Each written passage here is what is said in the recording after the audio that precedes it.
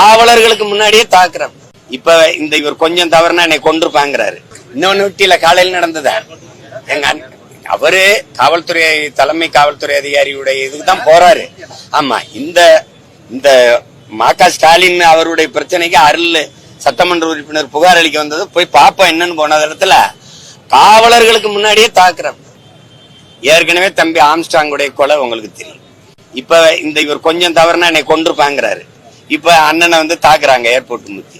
இப்ப தலைவர்களுக்கு இவ்வளவு அச்சுறுத்தல் இருக்கு. காவல்துறை தலைமை காவல்துறை அதிகாரியினுடைய தலைவருடைய அலுவலகத்துக்கு முன்பேன்னா இப்ப சாதாரண குடிகள் எப்படி வாழும்? இதுல எங்க சட்டம் இருக்கு, எங்க ஒழுங்கு இருக்கு? இது பாதுகாக்க வேண்டிய காவலர்களே அடிச்சு கொல்லுவாங்கன்னா என்ன இருக்கு? அடிச்சு கொன்னதானே அஜித்த, அடிச்சு கொன்னதானே. அப்புறம் காவல்துறைக்கு அதிகாரம் இல்லைன்றீங்களா, இல்ல காவல்துறை குறைவாக இருக்கிறதுனால அதை செயல்படுத்த முடியலையா, அது உரிய உத்தரவு பிறப்பிக்கப்படலையா? காவல்துறை காவல்துறையா இல்ல, நீங்க தலைவர் கையில இருக்கணும். நீங்க திருடங்கையில சாவியை கொடுத்த மாதிரி நீங்க குண்டாஸ் அவங்க கையில, நீங்க கொள்ளக்காரன் கையில நாட்டை கொடுத்துட்டு திருடுறானேன்னா எப்படி? காவல்துறை அவர் கட்டுப்பாட்டுல வச்சு இயங்குதான் பாரு. பணம் பறிக்கிறது, சங்கிலி பறிக்கிறது தவறு.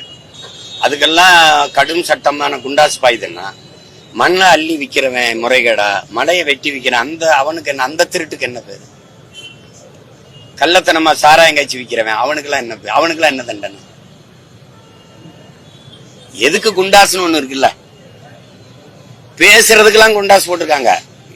எழுதுறது, முகநூல்ல எழுதுறது, மேடையில பேசுறதுக்கெல்லாம் குண்டாஸ் அப்படின்னா அந்த சட்டம் தவறாதான பயன்படுத்தப்படுது.